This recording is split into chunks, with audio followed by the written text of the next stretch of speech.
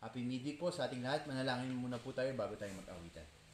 Ama namin makapangyarihan sa lahat, guide niyo po kami ngayon sa aming pag-aawitan. Tulungan niyo po na maging puno na pagpuri ang aming mga kanta para sa inyo. Salamat po, Ama. Ito po ay aming hinihiling sa pangalan ng Panginoong Jesus. Amen. Amen. Ang una po nating aawitin ay hymn number 236, I Love You.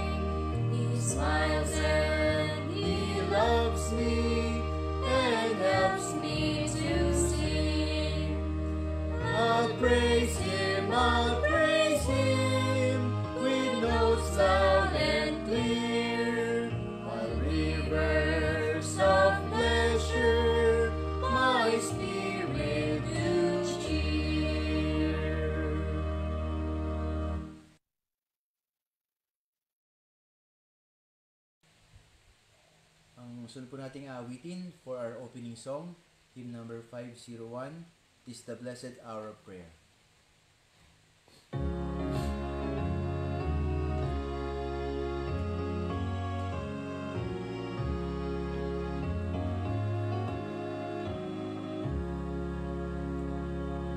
"'Tis the blessed hour of prayer, when our hearts slowly bend, and we gather our Savior and friend.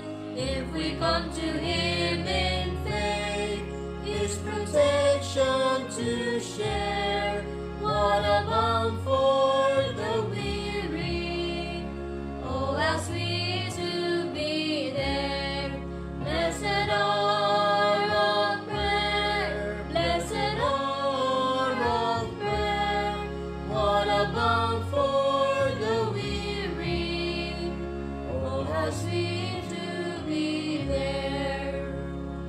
'Tis the blessed hour of prayer, when the Savior draws near, with a tender compassion His children to hear. When He tells us we may cast at His feet every care, what a balm for the weary.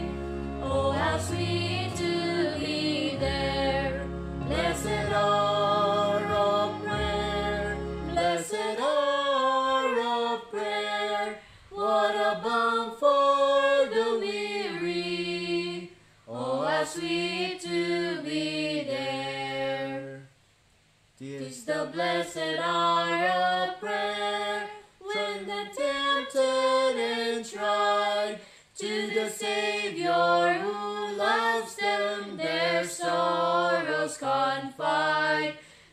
a sympathizing heart. He removes every care. What a balm for the weary. Oh, how sweet to be there. Blessed hour of prayer. Blessed hour of prayer. What a balm for the weary. Oh, how sweet to be there. 'Tis the blessed hour of prayer. Trusting Him we believe that the blessings we're needing will surely receive. In the fullness of this trust, we shall lose every care. What a balm for the weary. Oh, how sweet to be there. Blessed hour of prayer. Blessed hour of prayer. What a balm for the weary. Oh, how sweet to be there.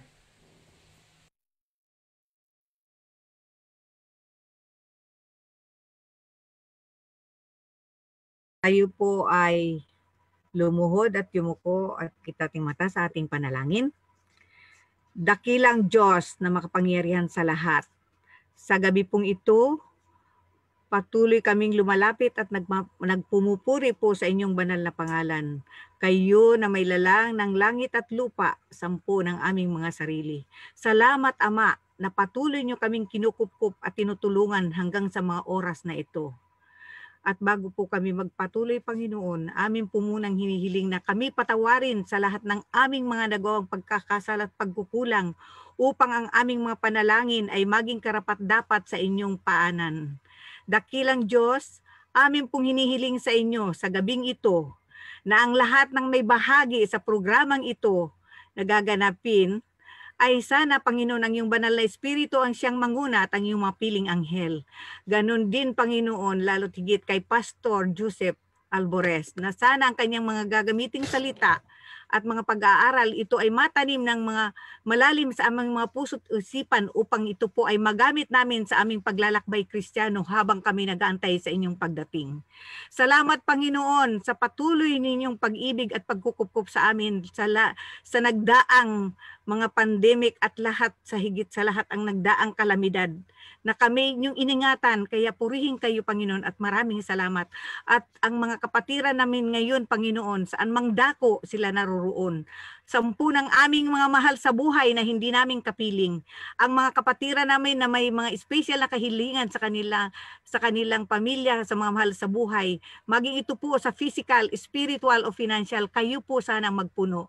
At ang mga nangyayari sa aming kapaligiran, Panginoon, tulungan mo kaming maging matatag at ang iyong bayan, ang mga pastor, ang mga kulpultor at ang iyong mga anak na nagsisipaglingkod sa inyo sa hamang dako, huwag mo kaming pabayaan. Patuloy kaming maging matatag at ang mga talentong ipinagkalob nyo sa bawat isa sa amin. Panginoon, tulungan mo kaming ito'y aming magamit na makapagpatuloy kaming maglingkod upang kung magkagayon magkaroon kaming karapatan na maghatid ng mga kaluluwang hindi pa nakakaalam ng iyong mga pangaral. Panginoon, alam namin na ang mga kalamidad na nagdaan, maraming nasiphayo, mga kaibigan, mga mahal sa buhay namin o sino pa man sila sa malalayong dako. Panginoon, tulungan mo sila, sakluluhan mo sila. Lalong-lalo na, Panginoon, ng aming gobyerno na mabuksan ang kanilang mga puso't isipan sa paglilingkod na may katapatan sa mga pandemic, ang mga doktor, mga lahat-lahat na may kaugnayan sa paglilingkod sa gobyerno ito. Huwag mo silang pabayaan, lalo't higit ang aming bayan, ang iyong banal na iglesia, ang mga pastor, mga kulpultor at lahat kami, mga mahal namin sa buhay, huwag mo kaming pabayaan, kundi bagkos magpatuloy kaming maging matatag at makita sa aming kabuhayan na ang Diyos naming buhay ay siyang patuloy na magsasaklulo hanggang sa kayo dumating. Ang lahat po naming kahilingan, Panginoon, ay inaasahan namin na aming tatanggapin sapagkat ito po ay inyong pangako na ang anumang kahilingan namin na aming hilingin sa inyong pangalan, na aming paniniwalaan, inyo po itong pagkakalob. Kaya, Panginoon, maraming salamat. At ito po ang aming dalangin, alang-alang lahat sa pangalan ng aming Panginoon sa Jesus. Amen.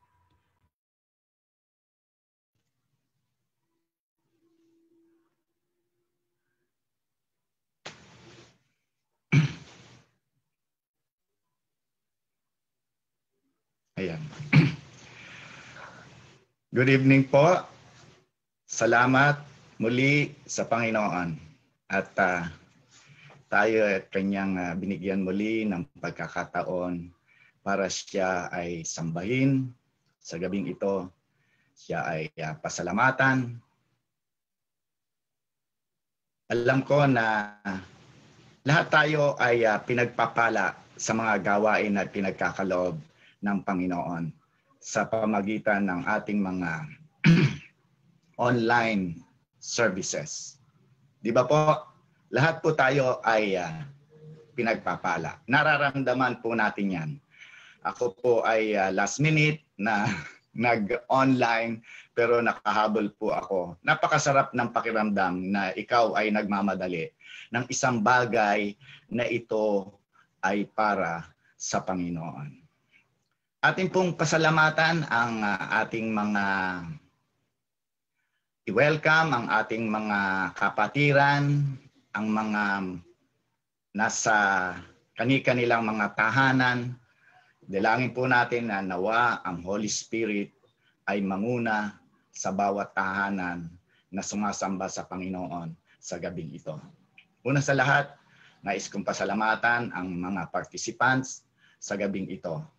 Gayon din ang mga technical group na sila ay nagsisikap na para tayo ay makinabang espiritual sa ating mga services.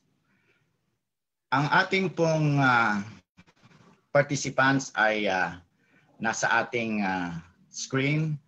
Nandiyan po, pasalamatan natin silang lahat na patuloy na magpagamit sa ating Panginoon. Sa gabi pong ito, ating ibukas ang ating mga puso, ang ating mga isipan upang ang service na ito ay maging bahagi ng ating spiritual na buhay. Nais ko lang pong basahin ang talata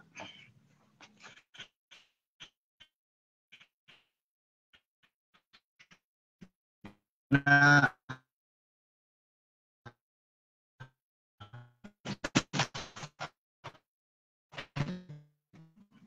matatagpuan sa aklat po ay babasahin ko, The Truth and the Light.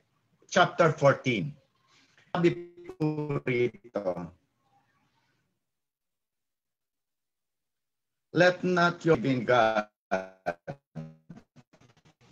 believe also in me.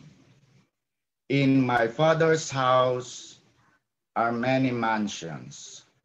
If it were not so, I would have place for you. And if I go and prepare a place for you, I will come again and receive you to myself, that where I am, there ye may be also. And where I go, you know the way you know. Thomas said to him, Lord, we don't know. We know the way.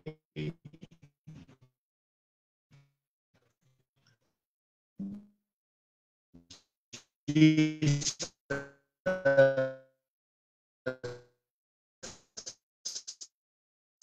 answered, I am the way, the truth, the Father, except through me. Mga kapatid, patuloy natin pasalamatan ang ating Panginoon sa mensahe na ipagkakaloob ng ating pastor, si Pastor Joseph. Bago yon ay tayo ay bibigyan ng isang tanging awit na ihahandog po. Salamat.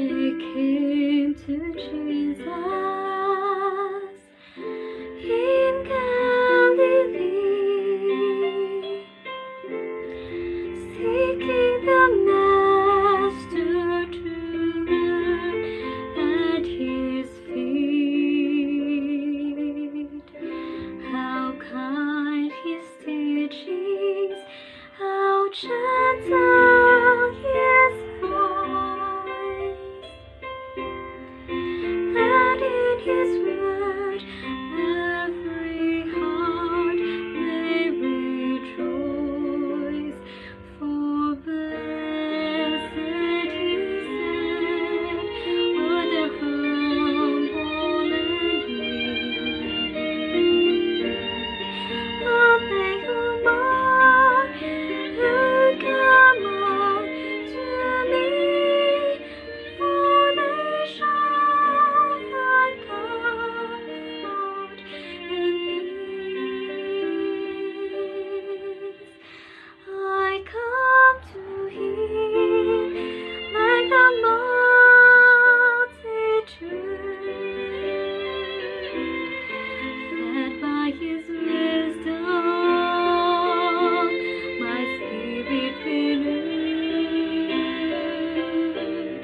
Trusting His word, led by His light, knowing His love will lead me to life. I come as they came, with faith in His name. I come to Him.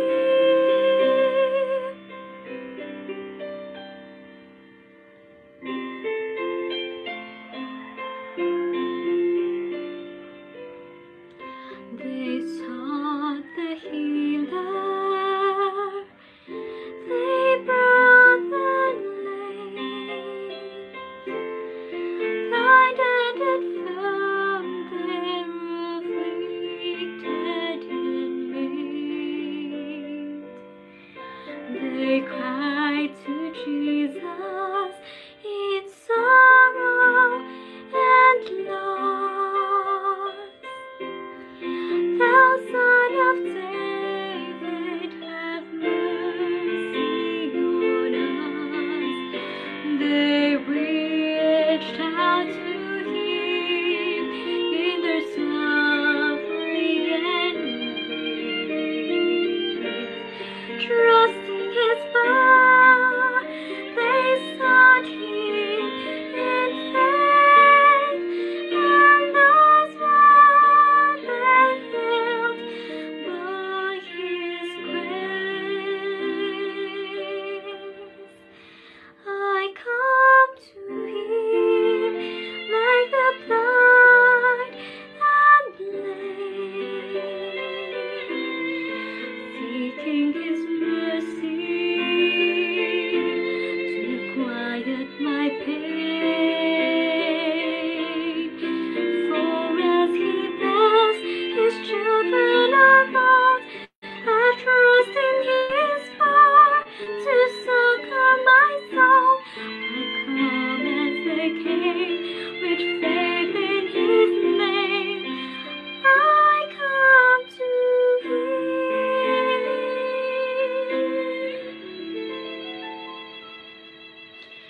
I come as they came, with faith in His name. I come to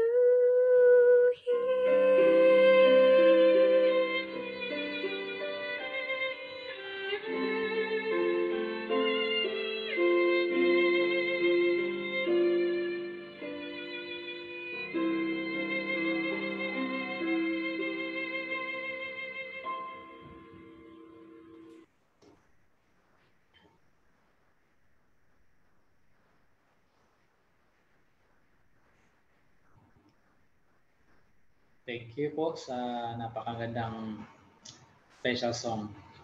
Isang tanging mensahe para po sa atin bilang mga kapatid sa iglesia na talagang kailangan natin ang ating Panginoon sa mga oras na ito. Bago po tayo magpatuloy sa atin pong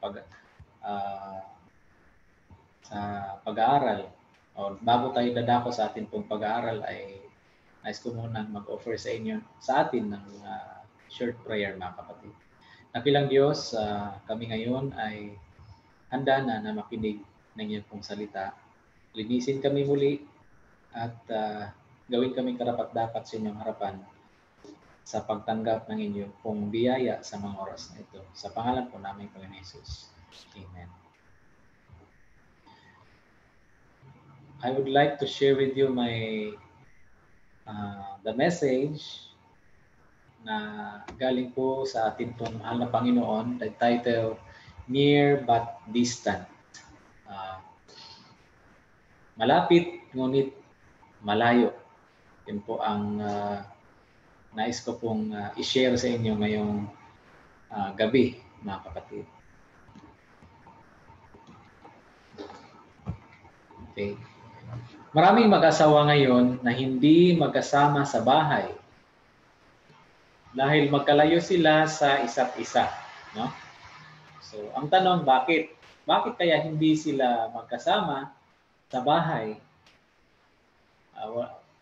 Regardless na maganda naman ang kanilang pagsasama. But the reason why, hindi dahil naghiwalay na sila, kundi may ibang dahilan.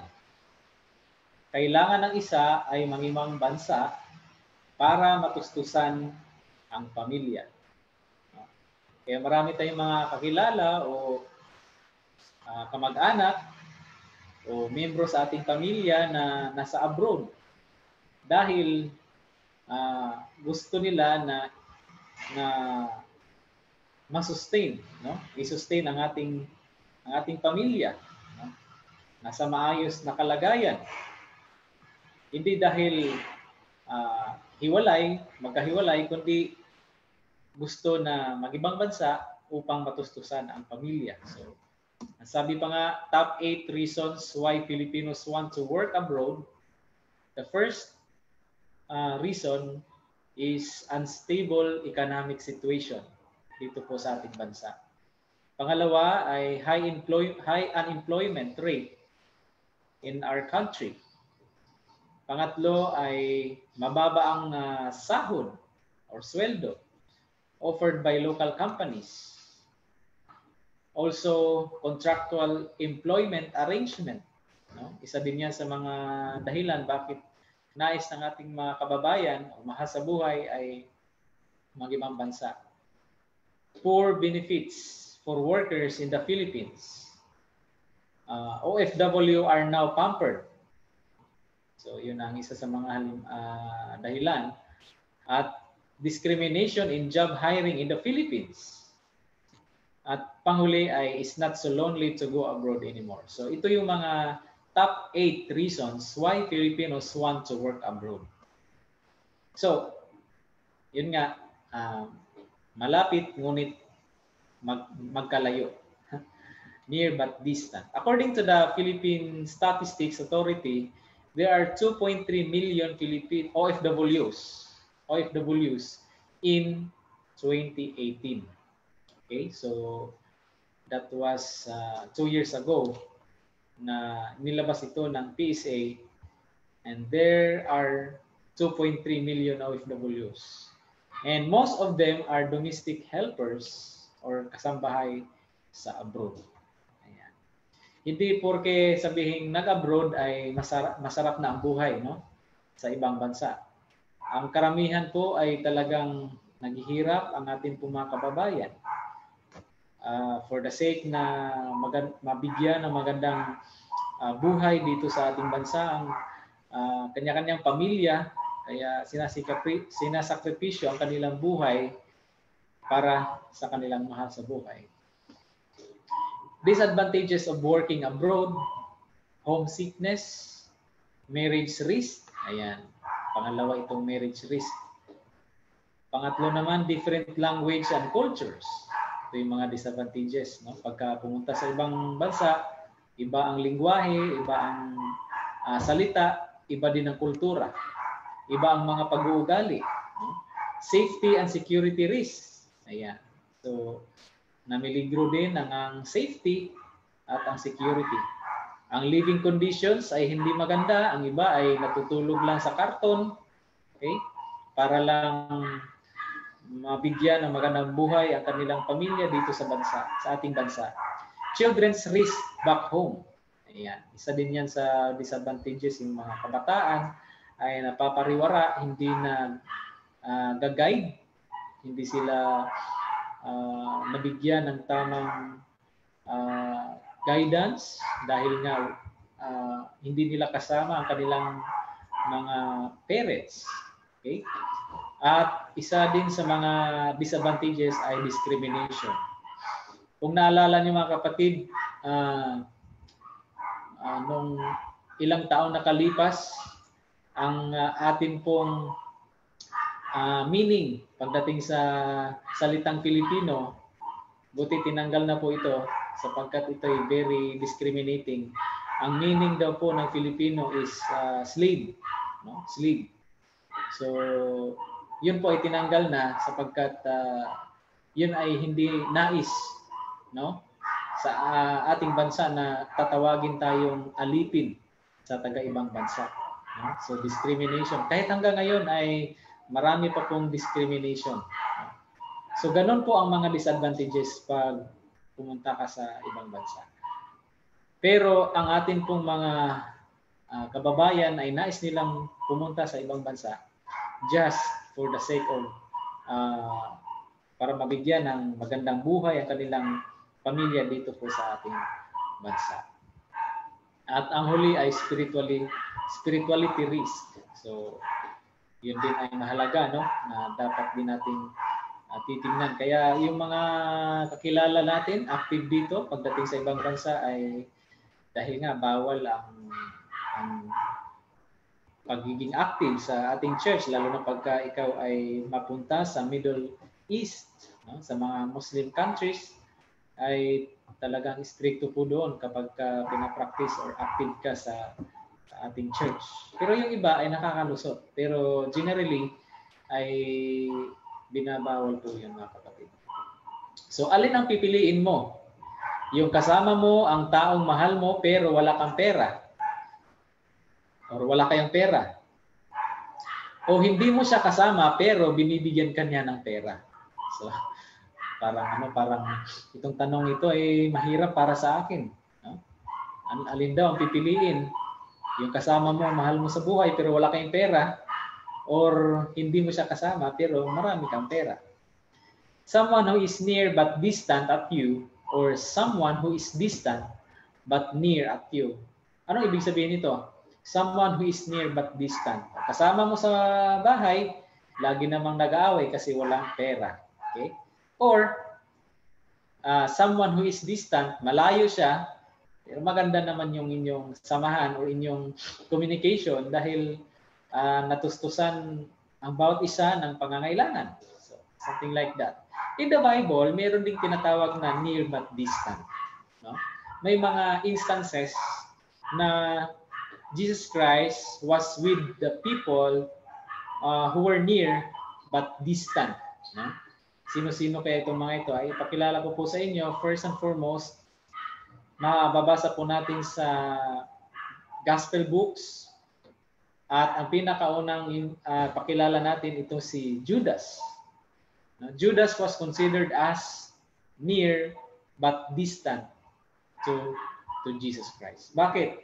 Dahil isa siya sa mga disipulo ng Panginoon at kausap niya ang Panginoon, no? Kapiling niya ang Panginoon for 3 years, but he was distant. Bakit? Dahil malayong-malayo ang kanyang puso sa ating Panginoon. So, nilalayo niya ang kanyang sarili sa ating Panginoon. Pilit ng Panginoon na i-reach siya, but Judas ay talagang hindi niya pinili yung kung ano ang kalooban ng Panginoon, kundi pinili niya kung ano ang kanyang kalooban. Okay? So, pangalawa, ito yung mga Sanhedrin Council members, no? Mga pari, mga Sanhedrin, mga Pharisees, and mga Sadducees. Ito yung mga tao na members ng Sanhedrin Council na talagang sa time na hinuli si Jesus Christ ay kausap nila face-to-face ang ating Panginoon. At nagsalita ang Panginoon, pero hindi sila naniwala kung ano man ang sinabi ng Panginoon sa kanila. Face-to-face, mga kapatid. So they were considered as near but distant. Pangatlo, ito si Poncio Pilato, mga kapatid, na sabi nga, nagugas kamay siya, but according to the writings of Ellen White, ay malayong-malayo ang kanyang puso sa ating Panginoon. No? Sapagkat siya din ay hindi naniwala, although nakausap niya ang Panginoon face to face, personally, nahawakan niya ang Panginoon, but sadly ay hindi po siya naniwala that Jesus was the Messiah and the true Son of God. At sumunod naman itong mga Roman soldiers na kung saan sila ang talagang nagbigay pasakit ng physically sa ating Panginoon, no? Or emotionally, talagang nandun yung pagmumura, nandun yung mockery, binabastos ang Panginoon at pinapalo, no, di ba? Kita naman natin dito na talagang may mga blades sa dulo ng kanilang pamalo, no? And according dun sa pag-aaral ay talagang ito si Jesus Christ ay punong-puno ng dugo, no? So personally nakita nila ang Panginoon, nakasama nila ang Panginoon, but they never believed that Jesus was the true Messiah. So they were considered as near but distant. So sa time na yun talagang siguro masasabi mo na napaka-special na opportunity na makausap mo ang Panginoon face to face, no? Personally, makausap mo ang Panginoon, ngunit sa time na yun ay hindi sila nagtiwala or hindi sila naniwala sa Panginoon. Bagkus binastos nila ang Panginoon, hinamon nila ang Panginoon. If you're the true Son of God, then save yourself. So something like mockery ang ginagawa nila.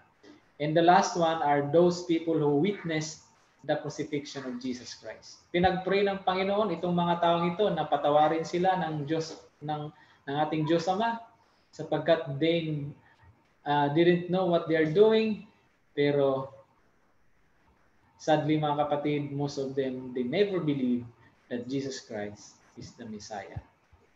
They were considered as near but distant. They saw personally Jesus Christ. They touched Jesus Christ. They had face-to-face conversation with Jesus Christ, but they never believed that Jesus Christ was the true Messiah. Nakakalungkot mga kapatid. Kaya kung tatanungin natin ang ating sarili ko, siguro sa time na yon, ano ang reaction mo or ano ang gagawin mo kung isa ka doon sa mga witnesses? Siguro sasabihin mo, siguro sa time na yun, kung ako talaga ay nandoon, it could be na ipaglalaban ko ang Panginoon like Peter, or tutulungan ko siya magbuhat sa cross, no? So marami tayong mga iniisip na mga magagandang pag-iisip pagdating sa mga ganyang bagay. Ngunit mga kapatid, if we saw or if we examine ourselves before God, even with them, ang sabi nga sa Romans 3, starting verse 10, it is written, there is no one righteous, not even one, for all have sinned and fall short of the glory of God. In verse 23 nang sabi, tayo daw po ay talagang malayong-malayo sa ating Panginoon. We are also considered as near but distant because Jesus Christ is omnipotent, omnipresent, and omniscient. So we are near at Jesus Christ's presence, but distant because, ang sabi dito sa Isaiah 59 verse 2, but your sins have separated you from the presence of God. Your sins have hidden His face from you so that He will not listen. So, whether we like it or not, we are considered as separated, no? Sa ibang translation nito, separated means divided. Okay? Means you are not with the Lord, no? So, yun po ang pagkakasabi dito ni Isaiah na because of our sins or because of our transgressions, we are separated, mga kapatid. So, ayan o, to divide, to exclude, or to make a different. Yun ang ibig sabihin ng separated. Kasi ang salita dito sa Hebrew, badal. To divide, to exclude, or to make a different. Ngunit, kahit ganon tayo kalayo sa ating Panginoon, ang sabi dito sa Ephesians 1:4, even before He made the world, God loves us and chose us in Christ to be holy and without fault in His eyes. So, merong antidote sa pagiging separated, sa pagiging distant, no? Sa pagiging malayo sa ating Panginoon. Ang antidote is Jesus Christ. Because God loves us and He chose us in Christ to be holy and without fault in His eyes. Without fault. Ganon ang tingin sa atin ng Panginoon kung kasama natin ang Panginoon Jesucristo sa ating buhay.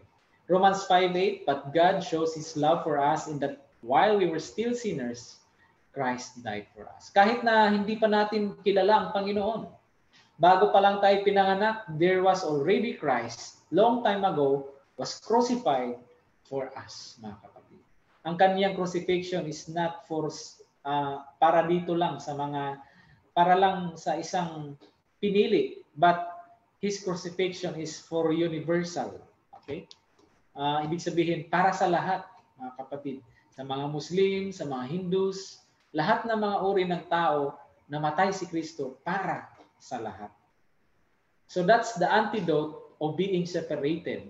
Near but distant, but through Christ, we are considered as near again with the presence of God the Father. Kaya sabi doon sa John 14 verse 6, yung binasa po kanina ng ating kapatid, Jesus said, I am the way, the truth, and the life. No? Question ito ng isang disciple na hindi nila alam ang daan papunta sa langit. Pero ang sabi ng Panginoon, I am the way, the truth, and the life. No one comes to the Father except through me. So ibig sabihin, the antidote of being separated is Jesus Christ. And to be in the presence of God the Father, we must be in Christ. Mga kapatid. Kaya nga sabi rito, we are no longer called distant, but near to God through Jesus Christ. Kaya ang tanong sa gabing ito, mga kapatid, tayo ba ay nasa ating Panginoong Jesucristo? Sa ating panahon ngayon, mas kailangan natin ang presensya ng ating Panginoon. Sapagkat kapag malayo tayo sa ating Panginoon, walang bukas, mga kapatid. Walang magandang bukas kung hindi natin kasama ang ating Panginoon. Dapat sa araw-araw nating buhay ay malapit tayo sa ating Panginoon. Kasama natin siya. Yung kanyang presensya ay nasa atin. Sapagkat kapag nasa atin ang kanyang presensya, meaning we are in Jesus Christ. Because the antidote of being distant is Jesus Christ. Distant to the Father. And the antidote is Jesus Christ. Mga kapatid, magkaroon nawa tayo ng reflection. Am I near to Jesus Christ or to God the Father? Or I am separated, still separated. At kung talagang yun ang ating iniisip, the antidote is Jesus Christ. Daily, we have to seek Him, we have to find Him, and we need to ask His righteousness. Happy midweek po sa lahat. Pagpalain po tayo ng ating Panginoon.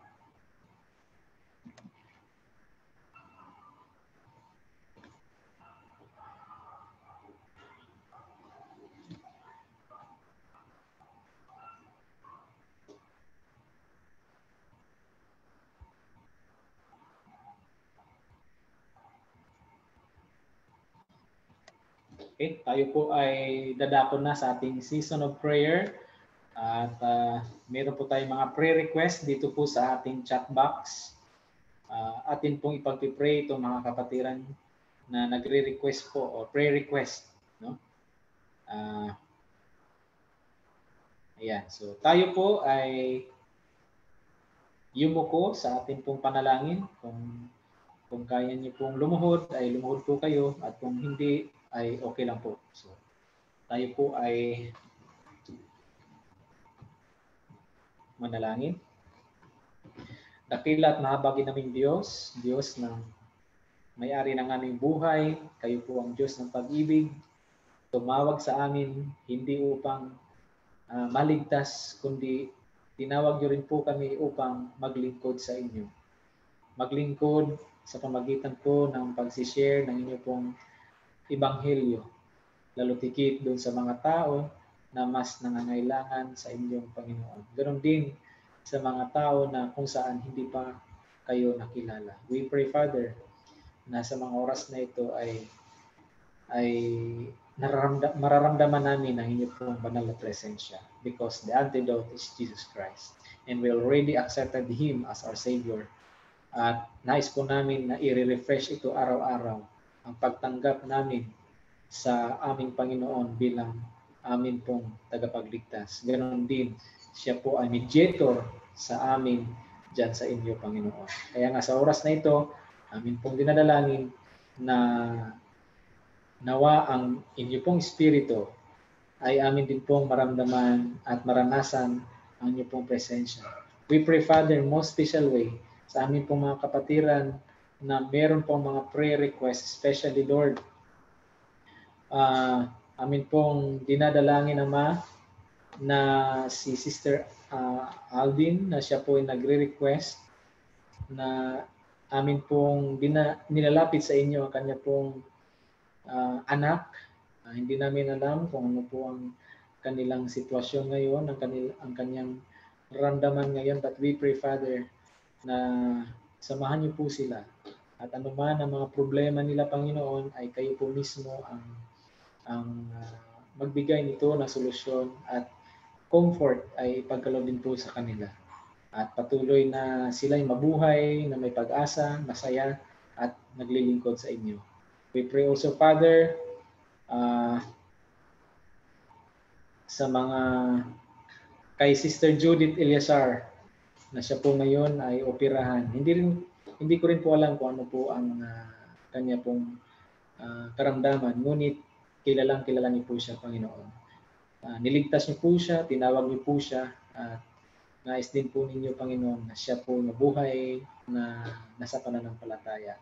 Ngunit sa pagkakataong ito, we pray in most special way na siya, Panginoon, ay inyo pong patuloy na pagpalain at magtagumpay ang operation upang siya gumaling at patuloy na maglilingkod sa inyo.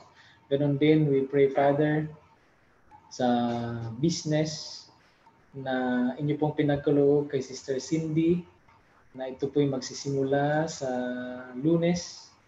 Next week, we pray, Father, na pagpalain niyo po ito at palaguin niyo ang kanila pong business. At upang sila din po ay tumulong sa gawain, tulungan din po sila na magtapat sa inyo, palaguin ang kanilang negosyo, at patuloy ang Banal na Espiritu mag-remind sa kanila that you're the provider. All we need to do is to trust you and also to be faithful in your Lord. Also, pinidalangin din po namin ang aming pong mga pamilya, lalo tigit ang mga mag-asawa, sa mga kapatiran dito sa Remnant Church, ganoon din sa ibang mga churches, ay dinadalangin din po namin, Panginoon, dito sa district na ito. May pong mga kapatiran na nagsistruggle sa lalo tigit sa mga mag-aasawa. Maraming mga hindi magandang karanasan, no? Dahil sa pandemic na ito, but we pray, Father, that you will provide us and you will always guide us, Lord. Patuloy lang kaming magpakumbaba at ganoon din ang Banal na Espiritu, turuan kami na matutong magpakumbaba at matutong magpatawad anuman ang uri ng kasalanan ng gawa ng aming pong kapwa, Panginoon. Ganoon din ang kanya-kanyang pamilya, amin pong dinadalangin na patuloy ang magandang pagsasamahan sa loob ng tahanan ay mararanasan sapagkat kayo po ay pumapagitna sa amin, Lord. At ganoon din sa mga personal requests na hindi po namin na sabi dito po sa chat box, we pray, Lord, at kilalang-kilala niyo rin po kami. Amin pong dalangin ang bawat isa sa amin na patuloy kaming mananampalataya lamang sa inyo. Seems you are silent, seems you are not answering our prayers. Kaya sa mga times na yun, Panginoon, nawa ang Banal na Espiritu ang active sa aming buhay upang patuloy lamang kami mabuhay na naging masaya at inspired sa kabila ng mga hindi magandang karanasan. At nangako kayo na hindi niyo po kami pababayaan. Pagkus, sasamahan niyo po kami hanggang sa wakas, hanggang sa pagdating ng aming Panginoon Jesucristo. Salamat po sa pagdinig to panalangin sa pangalan po ng aming Panginoon Jesus. Amen.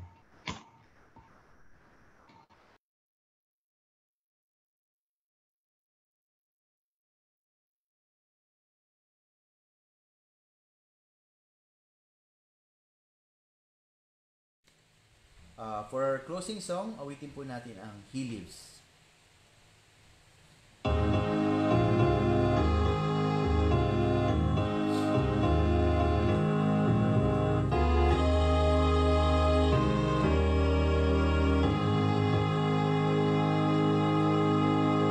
I serve a risen Savior, lives in the world today.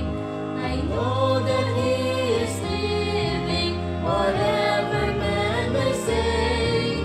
I see His hand of mercy, I hear His voice of cheer, and just the time I need Him, He's always here. He lives, Christ Jesus lives today. He walks with me and talks with me along life's narrow way. He lives, salvation to impart. You ask me how I know He lives. He lives within my heart. In all the world around me, I see His loving care. And though my heart grows weary, I never will despair. I know that He is leading through all the stormy blasts. The day of His appearing will come at last. He lives, Christ Jesus lives today. He walks with me and talks with me along life's narrow way. He lives, salvation to impart. You ask me how I know He lives. He lives within my heart. Rejoice, rejoice, O Christian, lift up your voice and sing eternal hallelujahs to Jesus Christ the King, the hope of all who seek Him, the help of all who find. None other is so loving, so good and kind. He lives, Christ Jesus lives today. He walks with me and talks with me along life's narrow way. He lives, salvation to impart. You ask me how I know He lives. He lives within my heart.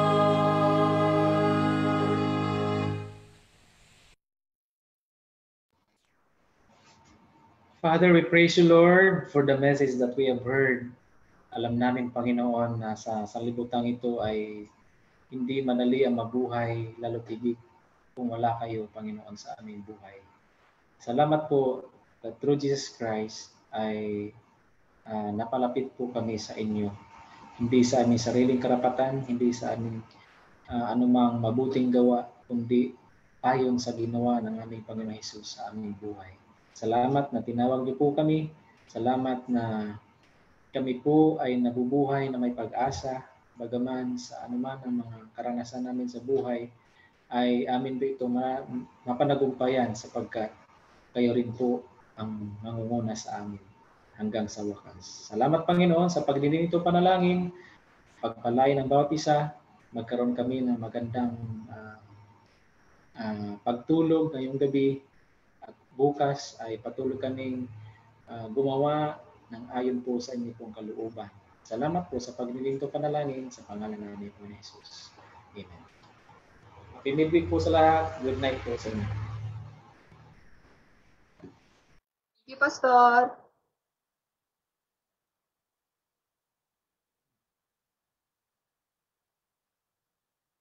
Hello po. Hello to everybody. Happy midweek po.